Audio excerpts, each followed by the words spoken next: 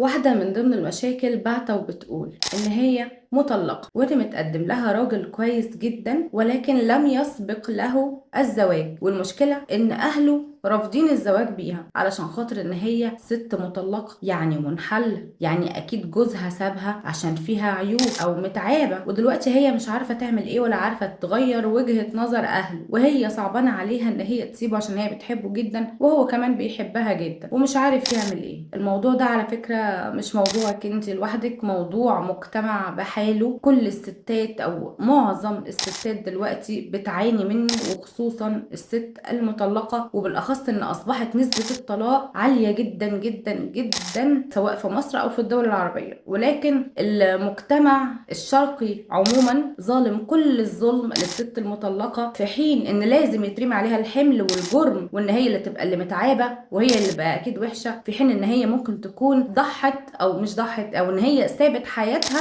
علشان كان معاها راجل فاشل. مش دايما الست اللي هي اللي بتبقى وحشة، لا، ممكن الراجل هو اللي يبقى وحش، وان الست هي اللي قررت ان هي تسيب حياتها مع راجل فاشل وتحاول ان هي تتجوز تاني زواج ناجح. فمش دايما اللوم يبقى على الست، تقول لا خلوا الست تبدأ حياة جديدة. افتكروا ان انتوا ليكوا بنات، ممكن تبقى اختكوا او بنتكوا،